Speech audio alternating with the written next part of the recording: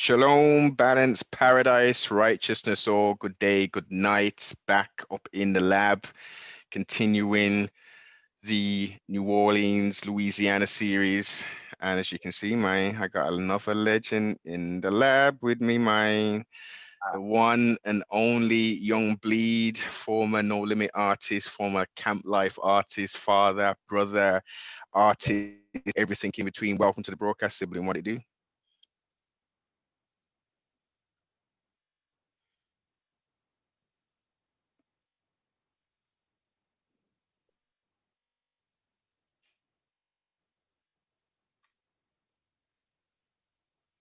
What on earth? Blanked out on me for a second, man. So yeah, I appreciate you bringing me through, little one. Yeah, man. Give thanks, man. Give thanks. 21 gun salute. Glad Yes, for sir. you to be in the building.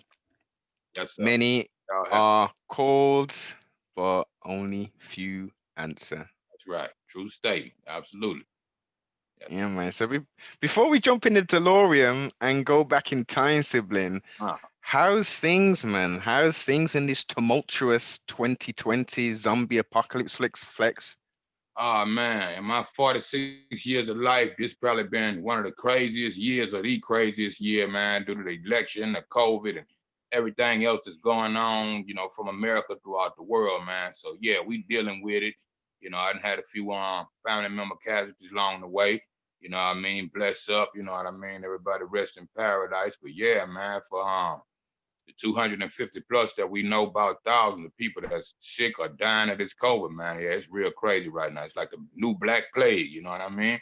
hmm Definitely, man. Definitely. Well, as you say, man, it's good to see that, we're still kind of, we're fighting the way through. We're being as diligent as we can be, trustfully, most high willing. The family members and friends and extended loved ones are still going to be safe. We just gotta, as I say, man, we just gotta keep on being as diligent as we can. Right. Um, you know, prayers up to to the Most High as well. That's the most definitely gonna help. You know what I'm saying? Absolutely. The only way, man. You know what I mean? That's the whole notion. So yeah, yeah, absolutely. Bless up. For shiggity, man. So I take it with all of this here going on, entertainment wise, being an artist, this has really slowed your like live performances down and all that there. Absolutely. First and foremost, man, I had a few setback dates throughout the year since the COVID. I actually took off like maybe a month or so before, and I come on out to the Cincinnati, Ohio, and the Louisville, Kentucky area. I had two shows a week apart, so I got good friends and families throughout those states.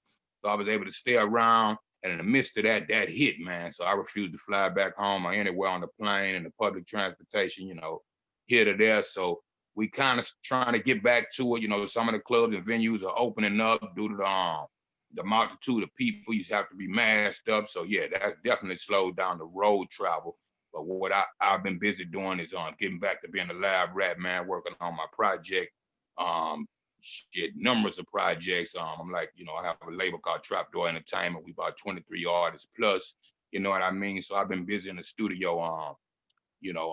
Customizing those projects and trying to stick to like a 2 week quota, man, and just dropping records in the meanwhile. Building, planning, strategizing. You know what I mean? I hear you, sibling, cooking up some of that gumbo. Hey, no, man, absolutely, man. I see you real fun to Louisiana. That's just what it is. Absolutely. Yep, definite, man. Definite. Okay. Well, let's do what we always do, man. We're gonna jump in that DeLorean and we're gonna take it back, sibling. So try and paint me as a vivid picture as we can. Where was we born and raised? I was born and raised in actually South Baton Rouge, Louisiana. You know what I mean? So I grew up, if you're familiar with Lil Boosie, Kevin Gates, NBA Young Boy, we out the same city. And me and Boosie in particular off the same block, same hood, you know what I mean? So, as far as the roots and rudiments, yeah, I started there, Garfield Street. And really I tell everybody as old as hip hop is, I was born this way. So since like the middle 70s, I'm born in 74. When that was evolving, I was evolving. And actually in the embryo, my mother used to read me Dr. Seuss. And after I was born about 8 months or so into, my days on the planet, man, I started to be able to recite and read Dr. Seuss myself. I had an uncle that was a natural drummer and, so many different instruments, but pretty much, acoustic instruments. And what he kept around the house was congos and bongos and live drum sets. So he been teaching me a set since 4, 5 years old. By the time I turned 5 years old, I had my own 2 drum sets. So when they say rap is rhythm and poetry, like I say, yeah, this is my life. Mm, I'm born this way, man. Absolutely. definite, man. Musical tones, and you can play them there, them drums and that there. Okay, right. Um, musical influences. Like what was we soaking up around these kind of times coming up? Mm, well, my whole family, in particular, for starters, my grandmother was a president of the choir at the church. She was like the mother of the choir. So I started in the Southern Baptist Church singing, and like I say, past preference, where my uncle was concerned, I was already doing those type of things around the house. My granddaddy was a natural blues man. He played a piano. Had a partner by the name of Harmonica Mo. He used to come by, every Friday, and they did the fish fries and card Mm, games and what have we. So all that music plethora was there. My mother was talented in her ways, aunts and uncles.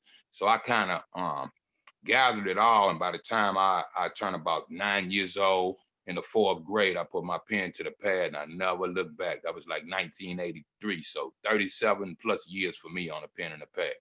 Yeah, man. that's up. Okay, right. Um, pen to pad, we start putting it down. Yeah. Did Mhm. did the flow, did the young bleed we know now Mhm. develop straight away, or did that build over time? Definitely over time, man. I had a poetry teacher that taught us haiku poems and different kind of poetry formats. I could freestyle about 82 when I was like 8, but I didn't know how to write. My tongue twisters and the breaks and pauses, you know what I mean? So just off the whim, you know what I mean? I had good spirit and good essence.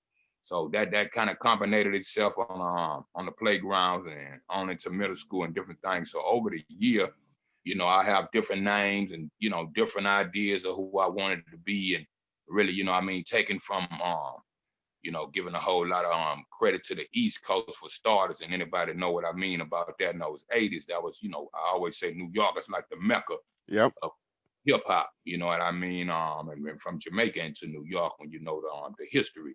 So Cool I took, Herc. yeah, Cool Herc, absolutely. Africa Bound by the Grandmaster Melly Mel, Mm, Grandmaster Flash. I mean, the list goes on and on. So when you break that down, it's hard for me to do a top 5 nowadays because it's in categories, from the yeah. East Coast and to the West, down South, the Midwest, and eventually worldwide. So as hip hop was growing, I was growing with it. So I took my bits and pieces off of those trees, and over years, I would formulate, who I would come to be, man. So a little bit of here, a little bit of there. A little ski taste from the East Coast, a little iced tea maybe from that West. Know it. Absolutely. No doubt. That's it. Yeah, yeah. As as a as a resident of Louisiana, music Yeah. scene wise, um, did you get involved in that bounce? To be honest, in the beginning, I really didn't like bounce music. I learned to respect it. New Orleans had their own thing, and it was more like club happy kind of music, or what we used to call booty popping music, because Yep, girls, yep. you know what I mean? So I was Rakim is my favorite rapper of all times. And you can kind of hear that, the low tone and my lyricism. And Hmm. amongst others, you know what I mean? Daddy Kane, the LL, you name 'em. So I was a serious lyricist. And shouts out to the DOC for creating different vocabulary and slang and just a deep student to the game. So I was more lyrically inclined. Of course, I like the beats and music, but finding that texture, Yeah. it took time to develop the music that I wanted to rap over, and especially coming from Baton Rouge, being a little outside of New Orleans, and they had the fame, you know what I mean, the Mm, name of fame before we did. So I had to learn to formulate that to the world, before the world can accept that. So over time, I really didn't like my voice, you know what I mean, trying to mimic the big guys and all yeah, that. So it's a yeah. lot I wanted to do, but coming from where I was coming from was a long way from New York and eventually California and the West Coast. But yeah, definitely I learned to respect it once I started. My pops. I'm raised by a man from the Ninth Ward of New Orleans. My granddaddy was World War II veteran. He died in the Veterans Hospital like in '84 or something like that. So all my young life, I always went back and forth to New Orleans. So it's a crazy love for New Orleans as well as Baton Rouge. But I learned to respect and understand, stood their culture and where that bounce sound came from. So it's a different dynamic for me nowadays. Yeah, man. Mm, definitely. Mhm. Rapper wise in Louisiana, Baton Rouge specifically. Yeah, Um, are we talking obviously because this is outside looking in? yeah. First person I knew of was C-Loc. I did. It go a little farther back than C-Loc. Shouts out to a big cuz Silky Slim and the Southside Wrecking Crew. He was one of the first rappers, and Joker P out of our neighborhood that was making records. What I mean, before I make my first underground tape and before C-Loc could make records. But in middle school, C-Loc was my DJ. Unfortunately, we never did talent shows together. I did talent shows, and I'm sure he did different things. But it was a thing around the school where his dream was to be the DJ, my dream was to be the rapper. So, we would run together streetwise and otherwise, but never really formulated to later on in life, somewhere like 93, 94, when he built his company. I was still, hustling tapes on the corner and, in the dope spot doing my thing. And Hmm. we came back together around 93, 94 when he was first working on his first solo record, which was called Who's Gonna Ride. So I had a chance to feature on that record, and that helped put our city on the map beyond the OGs before us that had the underground records and different things like that. But yeah, it was a lot of rappers in Baton Rouge, but we just didn't get that national break until we came along. So what do you think was that change then? Did you come with maybe a different sound at this kind of time? And also, let me put a part B on that question. Was Happy Perez and all that was he doing the production at this time, or was this later on down the line? Well, he would come later on, as far as my evolution when we talking 83. Hap probably come around in the early 90s, I want to say, and he really was a producer for a group by the name of Laylo, which in one sense, the main rapper, Max Manella, was like my protege, baby brother, since 11 years old. We had a ongoing phone relationship for about 2 years. I didn't meet him in the flesh till about 13. You know what I mean? But due to one of his family members was one of my homeboys and one of my DJs, we ran tough together between middle school and high school. And one day, he introduced me to Max. And once Max started coming to Baton Rouge, later, somewhere about maybe 15 or something like that, 15, if not 16, they formulated their group, was an underground group that consisted of Max Manelli, Jay Vaughn, shouts out to Jay Vaughn and Happy Perez. And Hmm. I started to go around Happy's family, you know what I mean, before they moved back to Texas and different things like that. So he took a chance at a lifetime and shot the dice on the dream that we all had, as we was building eventually the concentration camp to Yep. stay in Baton Rouge with his family, moving back to Texas and take a chance at us, coming up out of the situation that we was in, and pretty much the rest is history. But yeah, that's the evolution to that. Yeah. For sure. Hey, that camp life, man, that concentration camp. Yes, sir. Absolutely. Hey, man, memory lanes, man. Long back, and and sprung off of that war, World War II. I always loved and studied, some of the greatest writers. I still read books and different things to this day. So from Shakespeare to Edgar Allan Poe and Langston Hughes, and you know what I mean, Maya Angelou, so on and so forth, black and white alike. Hmm. But one of my favorite reads and movie was The Diary of Anne Frank. So you know what I mean. So Okay. I grasped that whole conception of what was taking place between in the Holocaust with the Jews and Hitler Hmm. and fortunately, I was born, June 6th on D-Day. You know what I mean? So Yes, my whole life is that. So when I was early 90s, when you had the boot camp clique, one was in New Orleans, one was in New York, and Wu-Tang indeed. and all them started springing. As we was building here again, a camp life situation, everything was C-Loc Records. He was the solo artist that jumped off his label. Shouts out to him at Lead Time. Hmm. And as I started to see, we was getting a lot of guys under the umbrella that was supporting the unit and a lot of talented guys, streetwise and otherwise. Here again, I said that we needed a camp name with everybody kind of going with boot camp and so on and so forth. And I thought, and kind of, went back into my evolution and said, okay, the concentration camp was you break it down, it really said it's like a purgatory between the heaven and the hell and different things we was going through between the streets, you know what I mean, the drugs and all that, trying to figure a way out of the ghetto, you know what I mean? So I felt like, okay, this is the one thing God blessed us with. That's kind of a middle zone that give you the option to sit down and concentrate, in the ratio that we was in. So I said that was the perfect group name for us, and that way it didn't put it in a box. It wasn't just a South Baton Rouge thing, it wasn't just a Baton Rouge thing. And keep in mind, we had guys under the umbrella from Louisiana to Mississippi to Alabama, Tennessee. So we started to spread for the South. So I felt like that was the rightful name for us as a whole, with no caps. You know what I mean? For sure, man. As you just eloquently laid out there, sibling, that was a perfect name. And as you say, it encompassed not just North or South Baton Rouge. It was, multiple states and cities Right. of the South.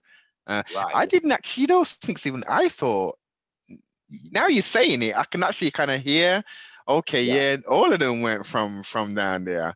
There was someone, you know what I mean? And I'll give you another one too, Dub C and the Mad Circle at one time with him and Coolio, and rest in peace to Crazy Tunes, was one of my favorite rap groups out the West. And I looked at their logo, and next time you look at a WC and the Mad Circle logo, my favorite album from them is Ain't a Damn Thing Changed. They actually had, their logo was a picture of the earth wrapped in a barbed wire fence. So that kind of helped give me the conception of what the concentration camp here again being the earth kind of being a purgatory between heaven and hell, and we all trapped in this fence. So it just fit our rudiments at the time. So shouts out to Dub C and the Mad Circle too as well. Yeah, man. Oh, dope, underrated lyricist, Mr. Dub C. Oh man, please believe it. One of the greatest. Absolutely. Yeah, man. Definite. Um, School wise, let me jump back into the school thing. So you was doing your band stuff, singing in choirs and all that. Did you go down, did you look into the athletics thing and do your sports balling tip as well? Or first love, my first love, music was there. And like I say, it was in my DNA before I would reach the planet. But I did a song later in my career that's called On My Walk to Peyton.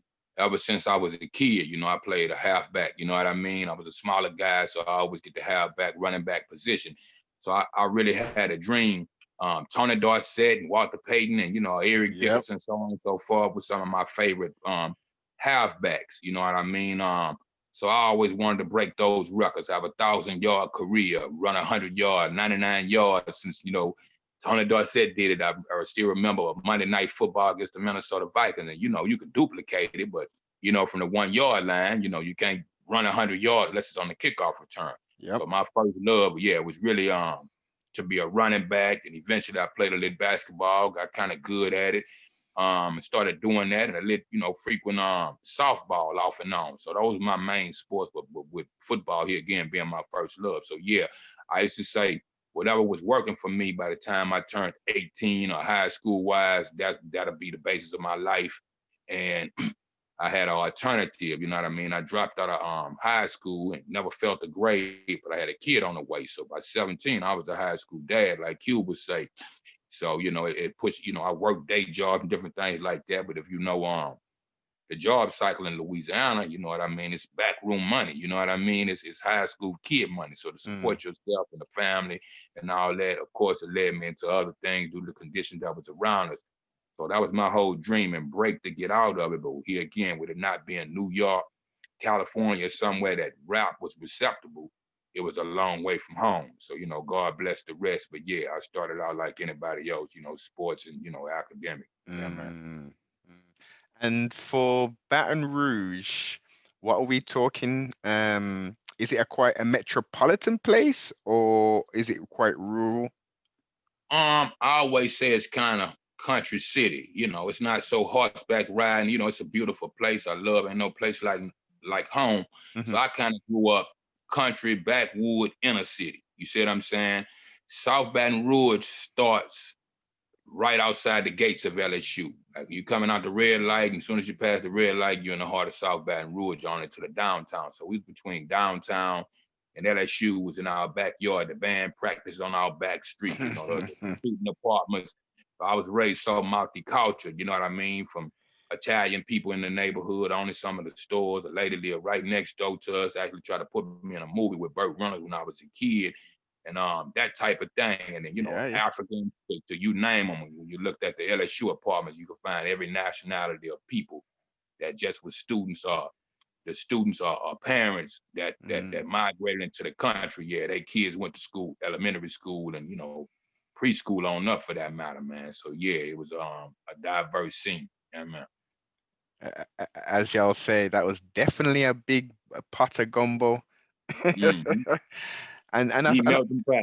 Yeah. yeah, definite man. And with those experiences and conversing with such varied different nationalities and cultures and stuff, put Yeah. you in a real better, a better state in regards to Yeah. your level of communication, your ability to understand people and different types of cultures and all that there.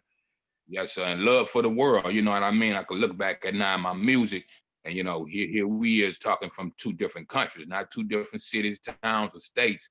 You know, and you'll be flabbergasted due to the reach. You know, from the Mexican community and South America being the closest to us, Canada on top. But that taught me a language in that sense, and not speaking foreign language, but how to relate and love and react and reach out to people of all genres, all races, man. So thank God for that, you know. Mm. And when you was did you have an idea when actually, let's go back. Your the first product you actually put out, what was that called? I had an underground tape by the name of it was actually two songs on the tape. Shouts out to Michael B. Williams, Todd Sterling with some older guys. Mike was from Cleveland that moved, you know, he was kin to my guy Todd Sterling. They was older guys and radio heads that had access to our FM radio station, Q106. And what they'd do is I started recording when I was 11 in different backroom studios. Rest in peace to Tommy Jefferson was my first recording at 11. But those guys, by the time I was, I want to say 15, 16 for sure, put some money together and would bring me out to Mike's studio, and we started experimenting. They wanted to start a small production company and have a young rapper, you know, to set it off. And I was the young rapper, you know, that was picked out by one of their cousins that I went to school with. He was more my age.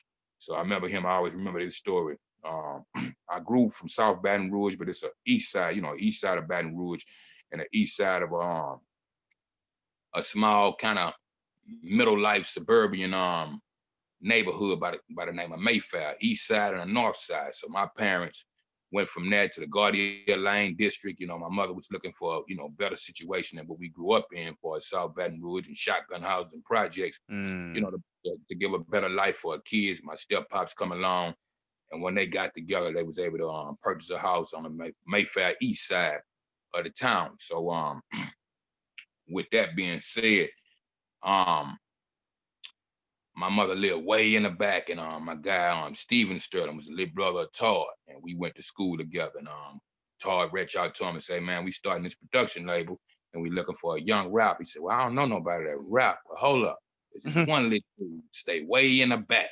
So he sent them to me, and you know, and the rest was history.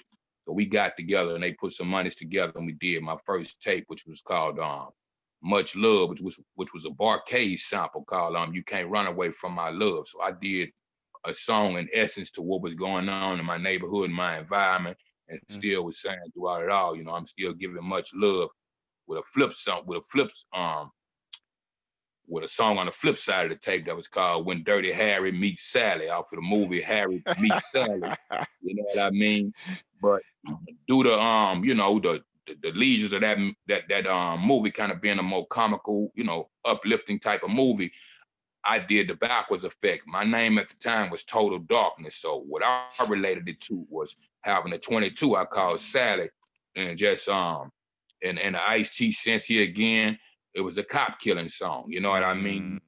Cops had killed a few of my young homeboys, you know, real early, 16 years old, younger or better. And I I started to have my run-ins, just hustling and living in those type of environments. So I made kind of retaliation song on the flip side of the Much Love called When Dirty Harry Meets Sally. So that was my first tape. We used to sell it in the high schools, middle schools, the corner stores, and the remaining moms and pop record stores at the time. Shout out to Paradise Records, Treasure Chest, you know what I mean, that Mm-hmm. existed. And a few others in our town. So that's where I started, with the corner store hustle, in the backpack with the weed and the crack, you know what I mean? The soft, I sell your tape at the same time. And my Def. homeboy would help me sell those tapes. So man, that showed I could sell records. I didn't know with distribution and so on and so forth, but didn't know I was doing that hand-to-hand delivery at that time, man. So I started young early selling my own tapes. Yes, sir. Independent hustle, man, getting the product straight to the consumer's hands. You know what I Yes, mean? That's definitely. that's that's what it is, man. And cutting your teeth at that young age as well, sibling. That that Yeah, man. that's that's jewels right there, man. Yeah, thank God, man, on everything. Yes, yes, sir. Yes, sir. So then we develop up, and then as you say, you linked up back up with CeeLo, who was you DJing for you initially. Talk about that. How did that kind of link take place? It's a funny thing, man. Actually, we used to hustle a lot in a lot of spots, but in particular, me being off of Garfield Street at the end of Garfield Street, is some projects called Alaskan Arms that was on the corner of really, the midsection of Alaska Street and Garfield Street. And some of the main dope guys and kingpins of our neighborhood hustled out of Alaskan Arms. So I'd be in apartments, either in Alaskan Arms or the apartment right across the street on the stoop. And like I say, get my hustle on, and I sell OGs, tapes. I remember when we went from tape to CD, you know what I mean? A lot of Yeah, kids don't know what it means now when you say tape. But some of my old OG homeboys, had the fresh rides and all that. And they'll buy the tape from me for $5. But some of them say, oh man, I get it from you, but I just got a CD player. And the yeah, CD player is man. brand new. Just So we coming got into the marketplace. Yep. right into it, you know what I mean? So I remember seeing Loke. Loke was living in Alaska Arms or something at the time, and I walked to his car. We still was homies, but he was, dealing how he was dealing. I was dealing how I was dealing. We would cross each other in traffic every now and again, but separated a little bit since middle school. So I walked up to him and sold him a tape or something like that. So, he was more street bound at the time. So maybe about a year later, 6 months to a year later, he formulated CeeLo Records, or maybe was even working on it at the time. But we was catching up to each other. And once he did his record, he was the first CD. He pressed the first CD here again, that Who's Gonna Ride CD, and brought me in at the end of the evolution of the recording. And I had the opportunity to ghostwrite a song called Never Say Die on that record that featured me, him, and Lee Time. And I did a hook on a song called No Mercy. So he liked it, the city liked it, and that became one of the bigger records in the town. So from there, we went on into Whatever.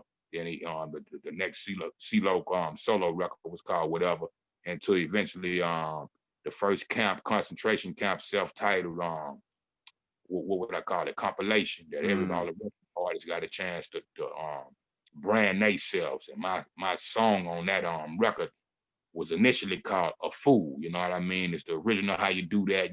When I was making that. indeed. Yeah, Yeah, and yeah. shout out to King T, man, off of his Act of Fool. That inspired me to do that. And when I was making the record, I was coming together. I said, when people hear this, they're gonna say that's a fool. I said, that's what I'm gonna call it. And from there, the hook got more famous than the title. Everybody was hollering How You Do That there, and eventually on it to Master P and No Limit and so on and so forth. Yes. Mm-hmm.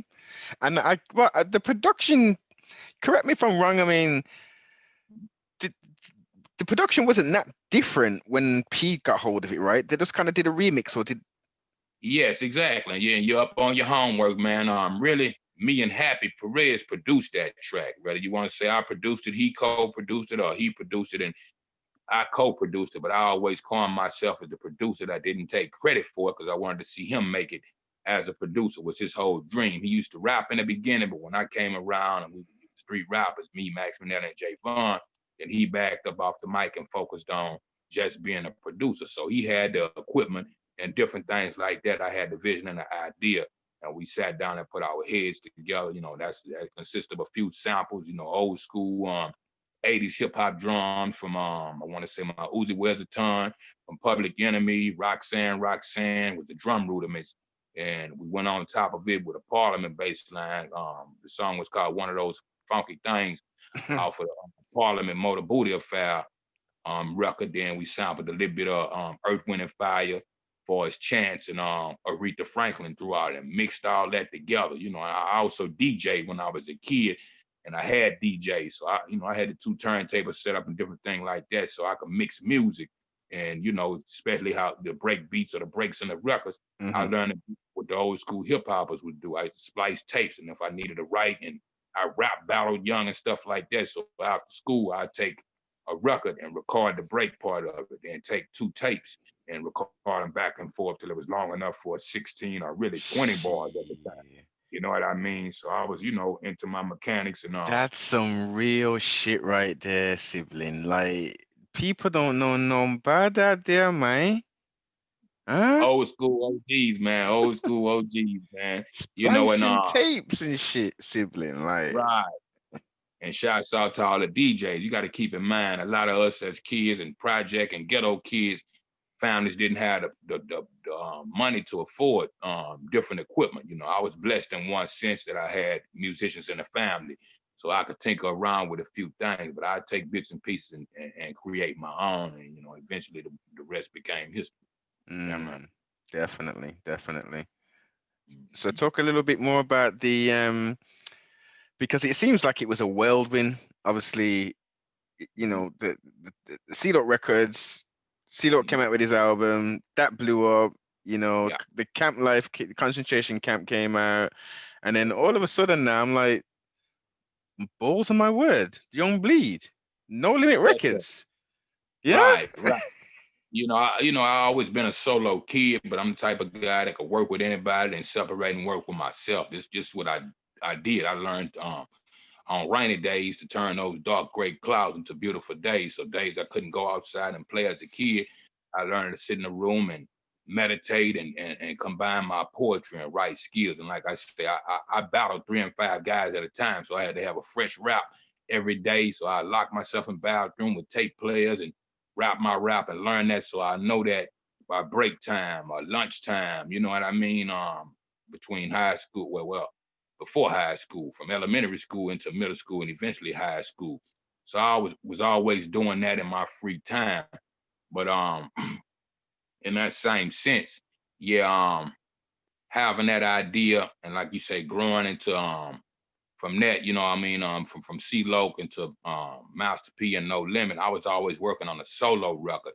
So I actually had a song that's an unreleased song that was called My Balls and My Word, that me and Max Manelli put out another tape some years later, and he had another song on one side. I can't call the name of it right now, but my song Balls and My Word was produced by Happy. It was my first solo record I did with Happy before How You Do That.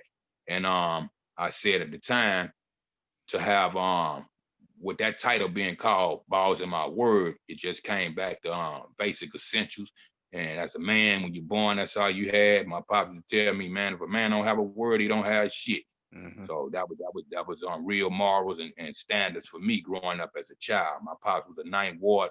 He grew in Ninth Ward in New Orleans. My dad is from Baton Rouge, but my pops was from the Ninth Ward in New Orleans, and he went to the Army real young, about 17. So he was real strict in that sense, military, you know what I mean? Yes. Raised by his uncle. So I had those type of rudiments within myself and man standards as a child, and my granddaddy on down. So I took all that and said, okay, it's about being a man before you be anything. So I said, I'm gonna call my record My Balls and My Word. All I have in this world is my balls and my word, getting back to basic essentials.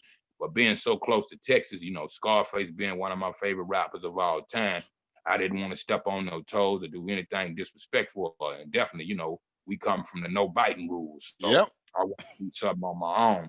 So really, initially, after I thought about that and released that song, I said, I'm gonna call my album An Offer You Can't Refuse. And I got into the whole Corleone Godfather syndrome, which was a movie series that, you know what I mean, the part 1, 2, and 3 that my pops would make me watch young. And I'd be, man, this is boring. I don't want to, I was a kid, I wanted to be into other things. But once I tapped into it, I still keep that with me to this day. That became my soap opera throughout the day, was the whole Godfather series. So I took that opposite of Scarface and Al Pacino playing both roles, the Michael Corleone from part one and to the end of the trilogy. But so I made the Corleone thing my own thing on the black hand side. Took the O out of the beginning of Corleone and put an A there. You know what I mean? And just made it my thing and started to formulate my family within the family of the concentration camp and so on and so forth. I always did like 10 albums at a time, wrote for homeboys young. So I always kind of saw 5-10 years into the future of what I wanted to do. So by the time that P would come around, I was already into recording my first solo that was due to debut off of CeeLo Records, but the way the deal and everything formulated, the body soundtrack, the movie, it all Yes. coincided with itself. And fortunately, I was able to be God blessed and got that break on the strength of Loke and Master P on up into Priority Records, man. Yes, sir. That is a massive, massive look. And in essence, so what you're saying is, because just trying to remember, the sound of that was, it didn't really sound like a No Limit production. Right, right, right. True life. Of course, we was building as the camp, and me and Happy had got real fond of each other, and as well as me, him, Jay Vaughn, and the other members of the camp. So we was always at the home base. At one time we all lived under the same roof. Here again, shout out to CeeLo. He purchased a home and started to build a studio there. So we'll stay in there. It was a place we can go and record for free and take our time and evolve into different things. So stitch for stitch, we sat down and started to work on what with the Young Bleed. I was the first solo artist to come out to shoot.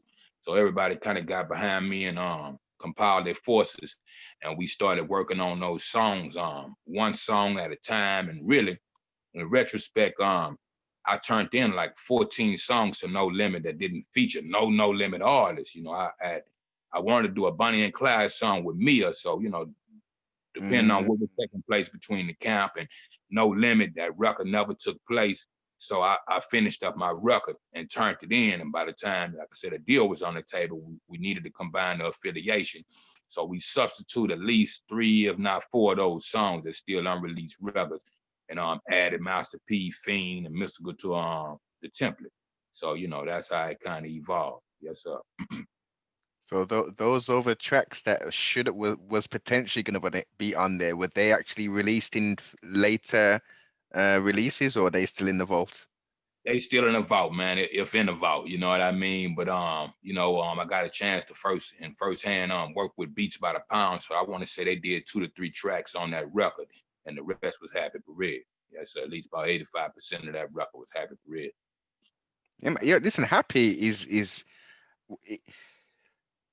a super duper producer. Yeah, Like, from what I'm hearing and from the little bit of research I've done, he's doing some big things now, man.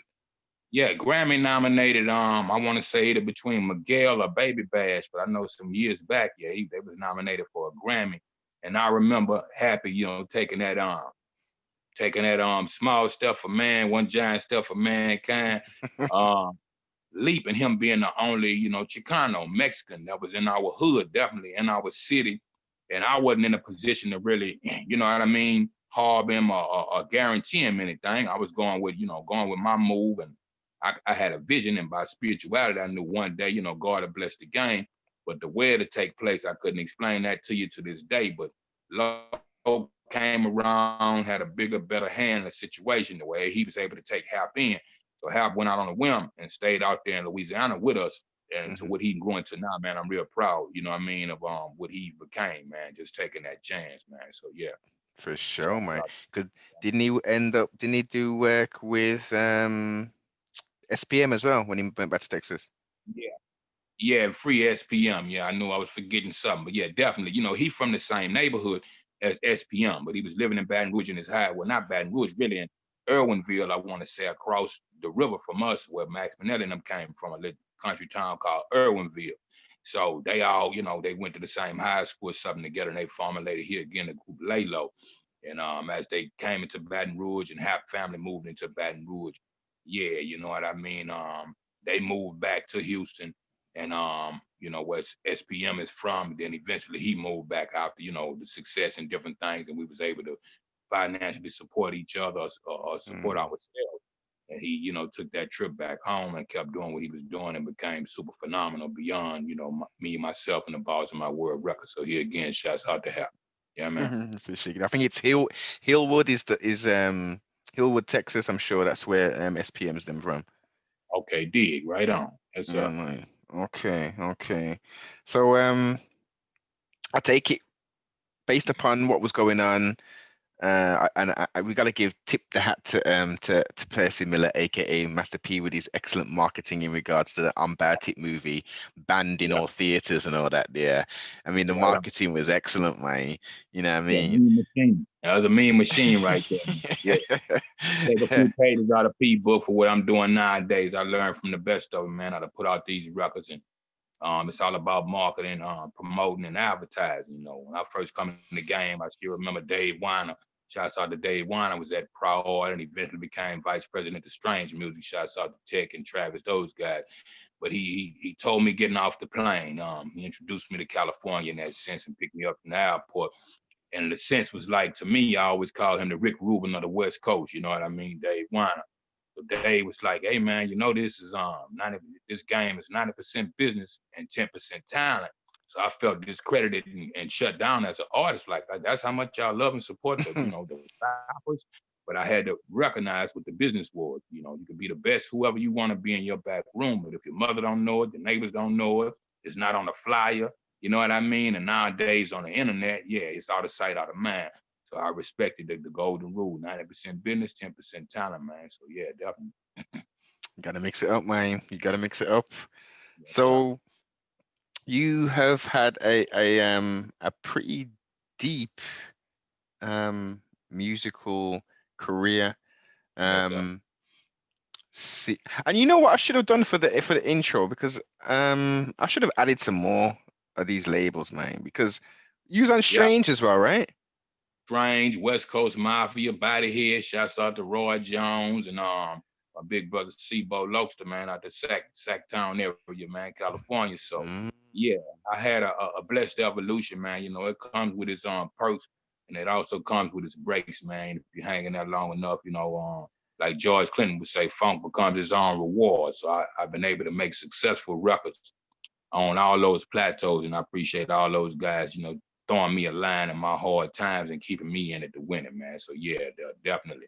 for Yeah. shiggity. So all right then. So I was unaware, or I missed that evolution of Young Bleed jumping to West Coast Mafia with Bo Loco.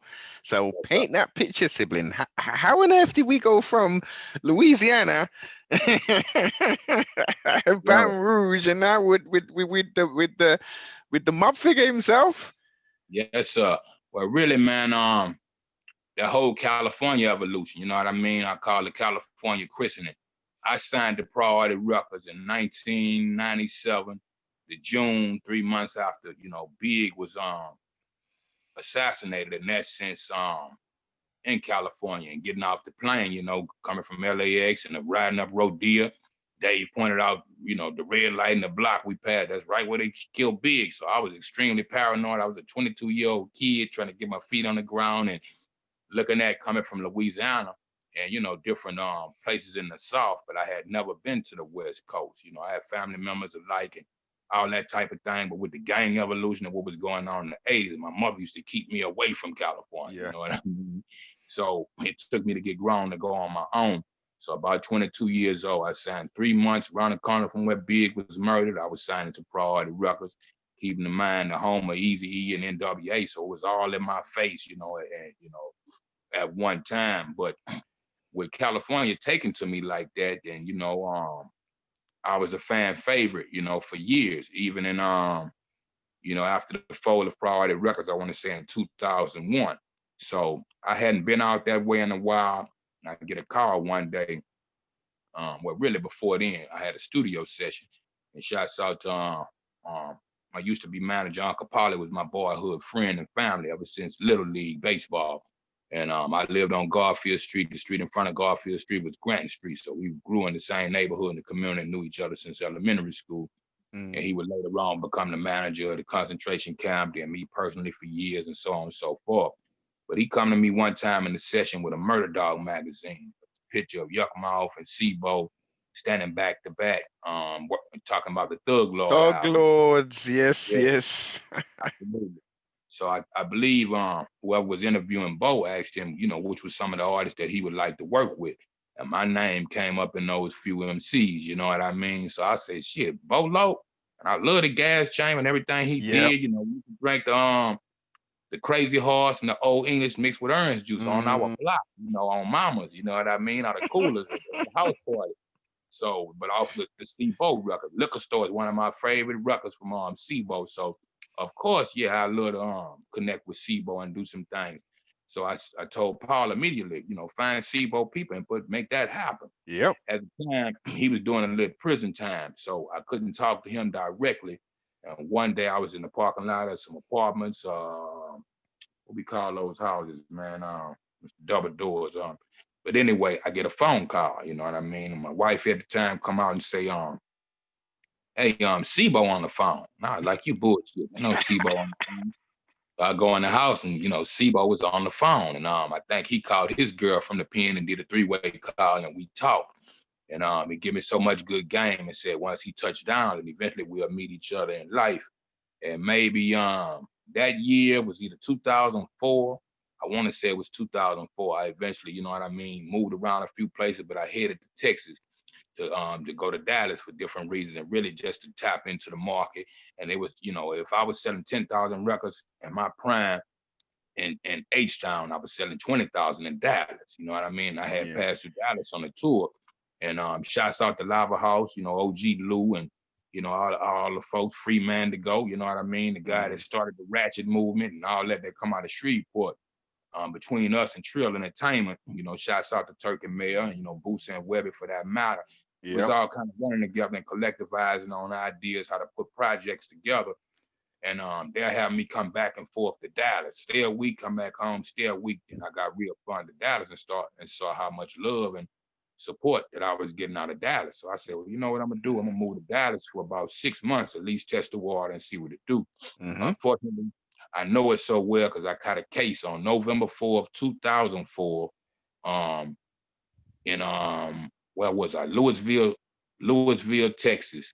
And yeah, I ended up spending the night in Denton County where they say Bonnie and Clyde was locked up back in the day. Strictest counties in Texas, in Dallas, we're really outside of Dallas. So I caught that case that would, eventually put me on probation and keep me out there for about 7 or so years. So within the midst of that, being in the area, I talked back and forth to Bo when I could on the phone. I started welcoming me into West Coast Mafia. I was able to fly back out to California and make the deal with T-Po and the guys that was initially from Priority Records, RBC, Rob and Brian and those guys, I remember me from the Priority days and, was real fond of me. So they reconnected me to the West and somewhere within that year, I want to say Bo eventually came home between that and 2005.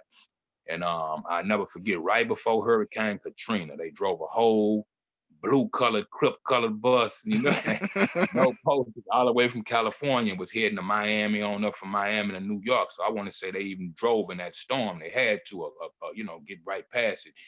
But I was on the probation. He was on parole. We was actually supposed to do a song called Parole and Probation that we never did. But we really wasn't supposed to be in the company of each other. The night he showed up, and Bo is a true outlaw. He's going to tell you you're going to be there, but you're not going to say when, what time.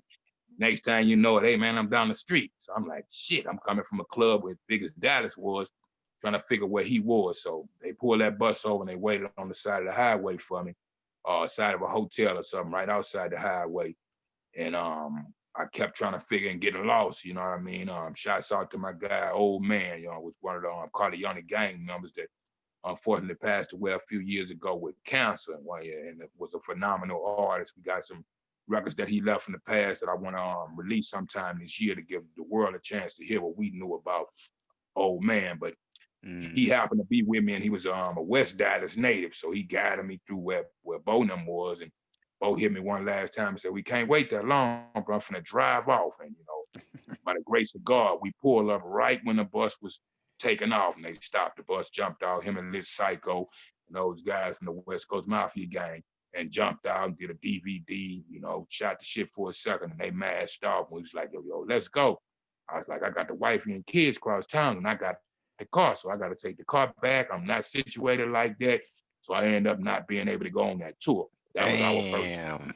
physical introduction to each other with Big Brother Bo. And eventually he would move down to Dallas for a little while. And he stayed a couple of years. So we'll wake up to each other like school students, riding at 9 in the morning and sometimes 23-hour days.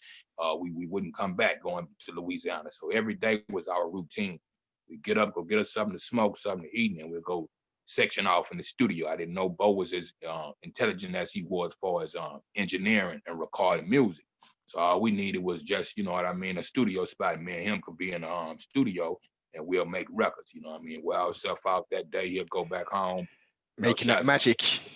Yeah, and that's what we did. So a lot of the West Coast Mafia records that you heard I was on, we recorded the basis of those in Dallas in the time we was living in Dallas together. And his sister called us Big Brother and Lit Brother. So, we coined the term and been running that way ever since. Yeah, in that D. In that D. Absolutely. No doubt. Yeah, man. D-Town. All right. Yo, that must have been a crazy, crazy experience, a good experience, a good part of your musical career and life at that time. You know what I mean? Because let's lay it out. You've laid it out, CeeLo and the Mhm. concentration camp. You were touched with Master P, worked Uh, with. When you actually recorded the tracks, did you actually get to work with Mystical and Fiends, or did they just submit the something for the their vocals for the album? Well, the truth is, I said 4 songs earlier. It's really 3 songs. After we turned the record in, Paul come get me in the middle of the night and said, "You got to come to No Limit right away." And keeping in mind that No Limit had re-stationed in Baton Rouge, so they was in the area. So I come out my house. I might have been even in the bed that night. Threw something on, ran to the studio, and I had 3 songs to record before P could turn the record in the next day. And those 3 songs was "Bring the Noise," "More Money," and "Time So Hard." So those records was already pre-recorded, all but the third verse of "Bring the Noise," and shouts out to my other big brother from another mother and his mother as well. Chad Pimp C Butler produced that Yes. record. You know what I mean? And rest in peace to Mama West. I had a chance to meet them and run with them in life, until their unfortunate demise. But it was a record that he made either for 504 Bars or a mystical record or something like that. And while we was vibing, as one of the records Pete played, and he started I like it. He said, "You like that record?" I said, "Yeah, the third verse is open, you can have it." So I did, my third verse on "Bring the Noise." "Time So Hard" was another song that was like that. Fiend was already on it, P was on it. I liked it. I rapped the third verse on that. And the More Money record I wanted to make sure, and if you know that Bars in My Word record on Max Manelli, predominantly on that record because he Yes. prodigy. Ever since a kid, I always told him, if I got a break, you gonna get a break. I don't know how it's gonna happen, but rock with me. And that's how we did since he was a kid and I was a teenager. You know what I mean? So I wanted to make sure he was on the record. Jay Vaughn was on the record as well. That was his they were sidekicks to each other and really grew down the street in Irwinville, right next to each other. And my brother Lucky Knuckles. So I made sure, they was on the record. My brother be either going to jail or coming out of jail, and I catch him long enough just to put him on the project. So I took those 3 guys with me that night and recorded those 3 records. And here again, the rest is history. Pete took it out to California the next day, and I never looked back. Yeah, man. Hey, so Lucky Knuckles is actually what, your blood brother, you saying? Only blood brother. Yeah, my mother unfortunately was only able to have 2 kids. She almost, died in both of the childbirth. So I always give back to my mother, my greatest inspiration other than God itself, because she give up her young life for me at 17 years old when it was a choice between me living and my mother living. My mother was like, I lived enough life. And I was like, what you mean enough life at 17? You know, instead of thinking miscarriage or what have we, I have another baby. She was willing to die for me the day I was born, and we, you know, is blessed to still be here today. Yeah, you know, so my mother was only able to have 2 kids, me and my brother, Lucky Knuckles. So, you know, I accept, you know what I mean, the love of humanity and all my brothers from other mothers around the world and different places I done been proven over 10, 20 years time, in and out. But yeah, by blood and birthright, yeah, Lucky Knuckles is my only brother. Yes, sir. Give thanks, man. Give thanks to Mama and Lucky Knuckles. Is he still pursuing the rap thing or? Yeah, he getting himself back in order. You know what I mean? You know, we all go through hard times, different things, and he's always been extremely talented. But you know, the rap became my first love, and it's kind of secondary for him off the head and anything. You know, he's one of the greatest artists I know. So I'm working with him right now to do a solo project, and also kind of like he fought and Be Legit did a Young Bleed and Lucky Knuckles record. So you know, look for that. Yeah. For sure, we need some of that, sibling, man. We definitely need some of that there. That Balls on Word, that went gold, right?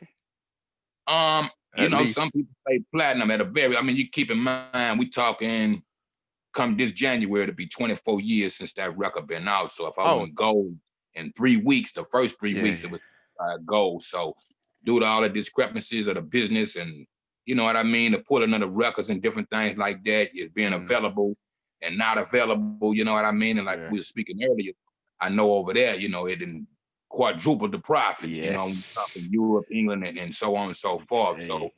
I'm more than sure we will pass 1 million records, but by the books, yeah, it might be like it might consider that 700 or 7,000. But lately, a lot of people been coming and showing me different things that where it's considered a platinum record.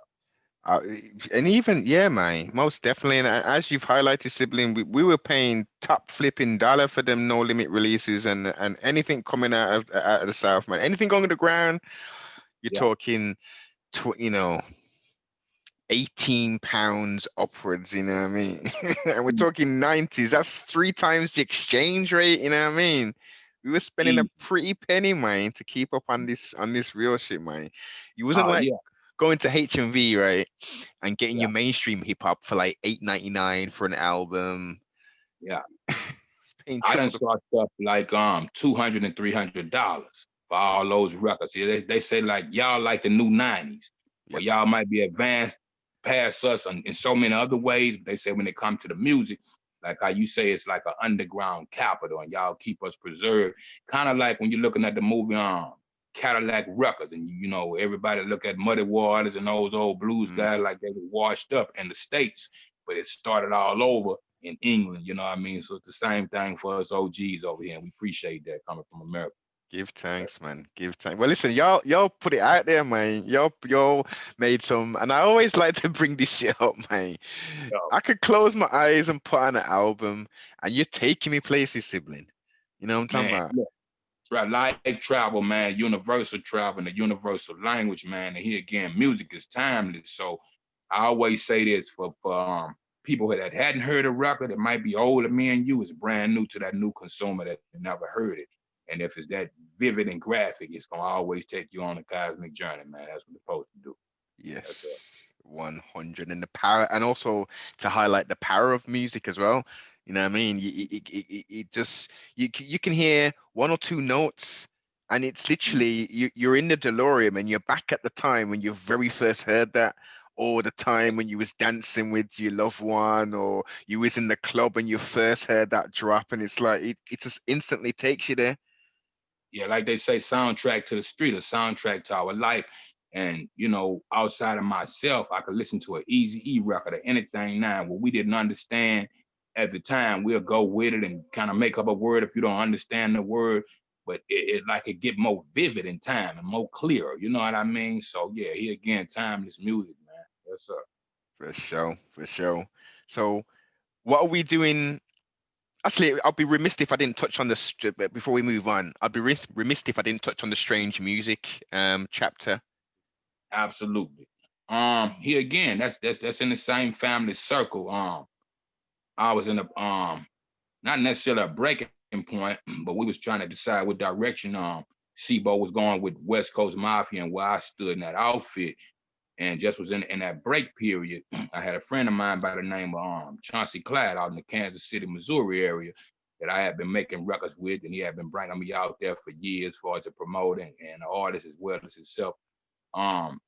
He happened to, when Strange was formulating and started to build and run, Dave Weiner became vice president over there. So him and Dave got in cahoots with each other. And I think he was letting Dave listen to a record that we made together. And Dave was like, Bleed? And he was like, yeah, man, put me on the phone with Bleed. What's Bleed doing now? Between contracts. So man, Dave talked up on the situation to get me over to Strange. So shouts out to Dave Weiner that we reintroduced me in that sense again after the West Coast Mafia situation that revitalized me back into the West Coast, you know what I mean?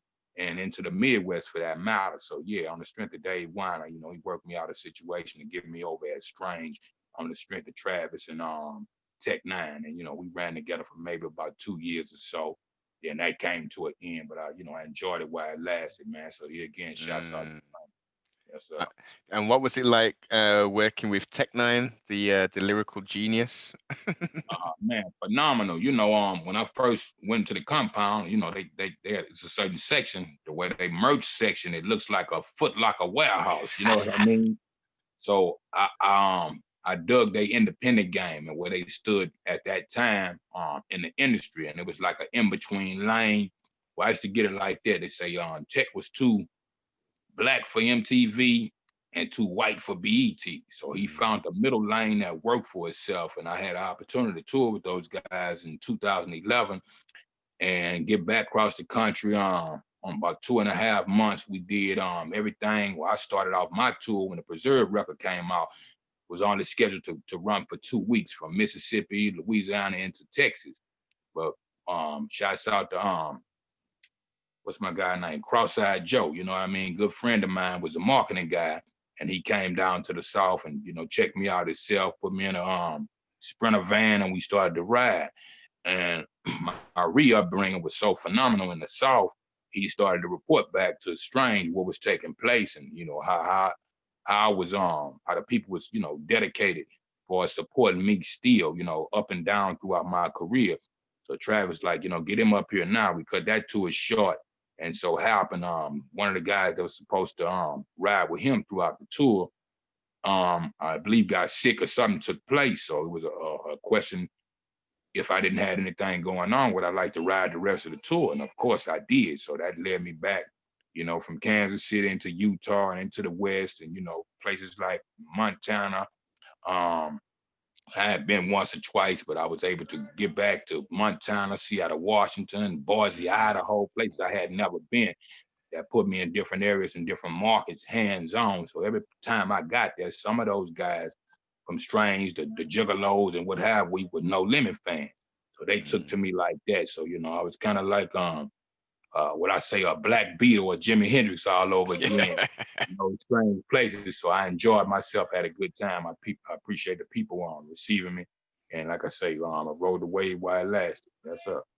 Give thanks, man. Give thanks. It sounds like you've had a varied and wild trip of sorts in regards to, and yeah, varied and wild trip regarding the labels you've been on, the artists you've worked with and stuff. What would, if you could say, and it's hard to say this or to quantify it, but could you say, out of all of those situations you was in, what was the best kind of time that you had throughout those situations? As far as being genuine, like I say, I always say this, Rakim is my favorite rapper without knowing him in the physical form. It's just me listening, being a kid, different things I learned listening to Rakim records and his vocabulary. In that sense, I was learning what the teachers didn't know at school. So if I put on that record, days I was grounded or what have we, I could go put my headphones on and kind of mute away from the world, like you say, and take that kind of journey.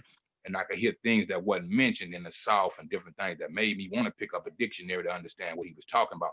So I learned to self-educate, here again, being a student of the game from those type of guys that had that type of literature and upbringing and teachings. So it set me on a different path. But later in life, for Sibo to call me out of jail in my downtime and come wave what I told him, I said, man, I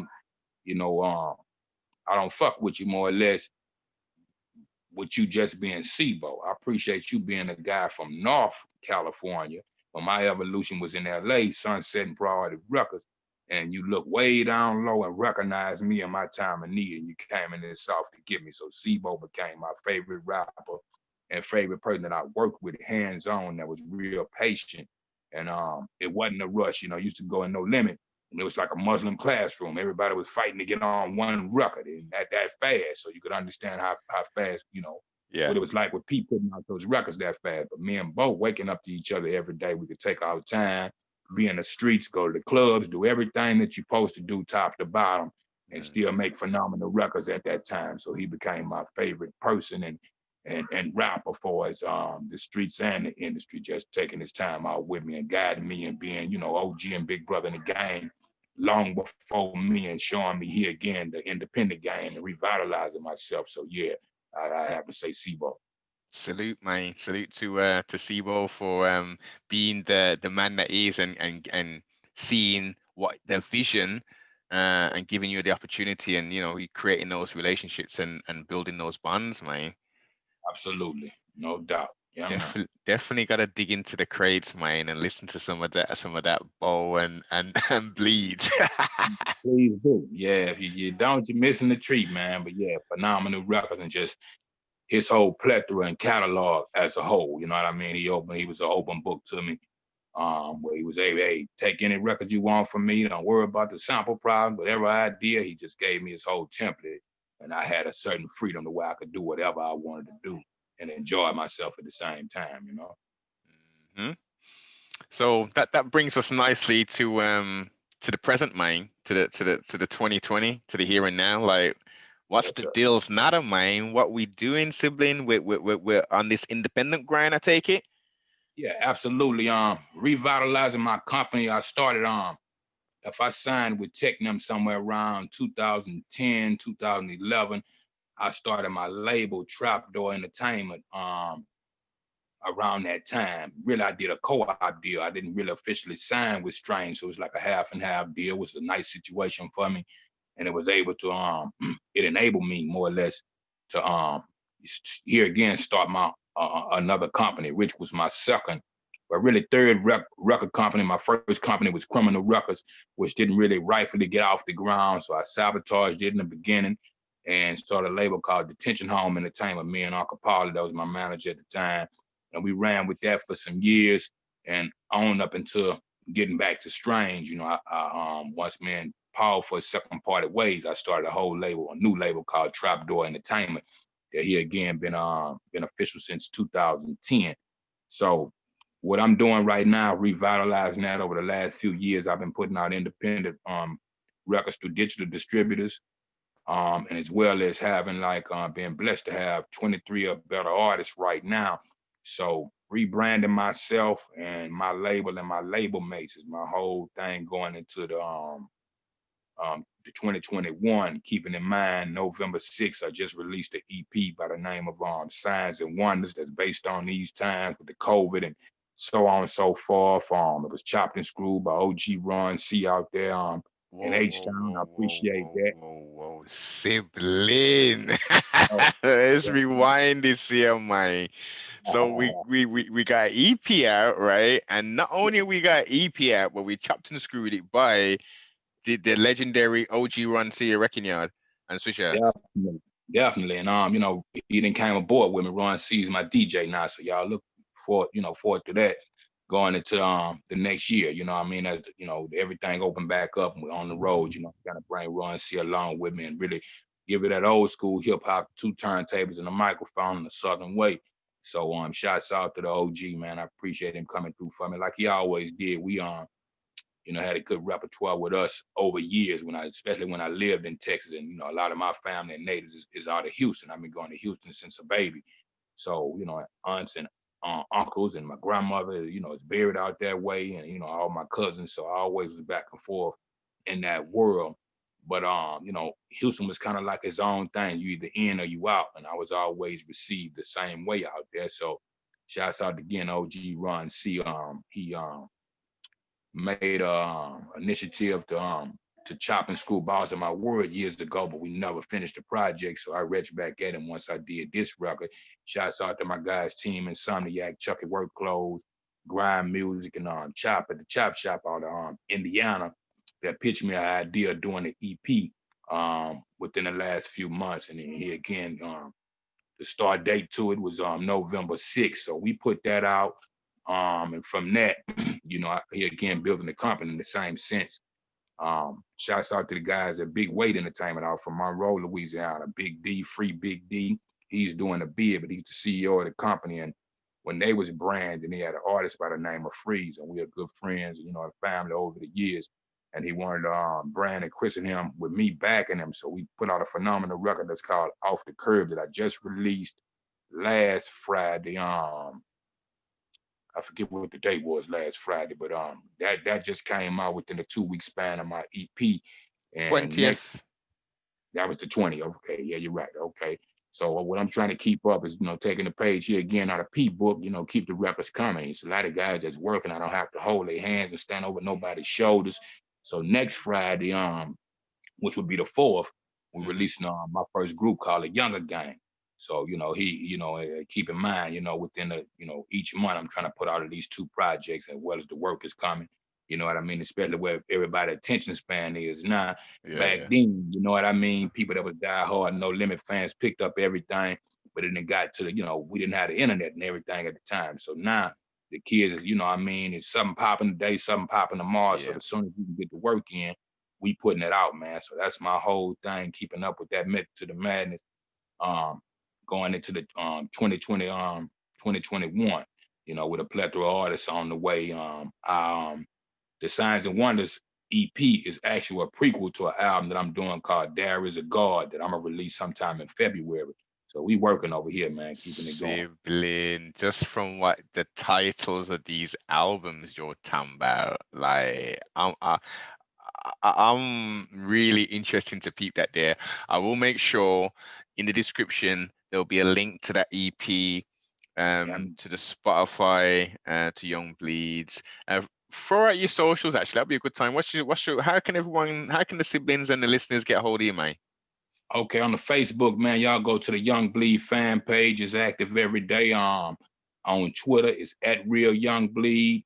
And on Instagram, it's The Real Young Bleed. And all the other social media platforms, Google me, I'm there. For sure, mate. And as I say, and look, this is well, and not to cut you off by adding this, I'm forgetting the most important thing. But trapdoorent.com, you know what I mean, is the label and website for everything that's coming from out the trap, man. That's what it do. Definite links will be below social medias to trapdoorent.com. If you don't know, now you know. And if you didn't know, go onto the old title, the Spotify, whatever means of streaming you got, and go peep some of these legendary classics and some of this up to date, this new EP, man. Hit him up on the socials, get in the DMs. If it's, I'm pretty sure you're looking to work with other artists and stuff as well, sibling. Yeah, I keep a light on. And one other thing I want to add too, man. I'm also a co-host on a podcast station in H-Town here again, Houston, Texas. Shouts out to the people at banging832radio.com. So every Tuesday and Thursday night, the station runs 7 days a week. So y'all tap into that, check them out and see what's going on. It's a family affair. But what we do is shouts out to the lady Southern Belle, is the host, and the CEO of the company is her I'm gonna say boyfriend, but husband, High Risk, you know what I mean? He runs the whole gambit, but on Tuesdays and Thursday nights, we do New Music Tuesday, so we bring in a whole lot of up-and-coming artists or underground legends that hadn't had that rightful christening. And on Thursday nights, we do Throwback Thursday, where I bring some of your favorite legends in. Cujo Goody so far, Yuck Mouth, Big Mike from the Ghetto Boys, Crucial Conflict, Speed Not Mobsters, so far, Mercedes, and Serve on, you name them, over the it's been a year this month that I've been a co-host at that station. So I appreciate them reaching out to me and giving me another plateau to stand on and get the music out. So y'all tap into that banging832radio.com, man. H-Time. Definite, man. And again, all links will be below. Make sure if you're listening to the podcast, give it a thumbs. Make sure you share the thing. If you are watching the YouTube, uh, please do share it, man, because they're killing the views at the moment, man, with the shadow banning and all that. It's not Yeah. like it's not necessarily like I'm talking about anything controversial, sibling. You know what I mean? I'm just trying to get people's stories out here, man. You know what I Man, mean? you And doing like a Geo, man. You're doing what it's supposed to do. And we appreciate that, man. All is necessary, man. Yes, sir. definite, man. So like, comment, subscribe, most definitely share. Go over to Young Bleed socials, hit him up, peep this the streams and all that there, and there's some quality music coming your way. Yeah, and two other things too I want to add to it. You know, everything start coming back to mind, but tap into my Young Bleed on page on YouTube and subscribe, as well as the YBTV network on YouTube. Subscribe, man. All the videos, all the features, and so on and so forth. So yeah, I'm all over the place, man. That's Definite, man. Honors for blessing the broadcast with your present, sibling. appreciate you having me, family. Yes, sir. Good looking. Definite, man. Peace.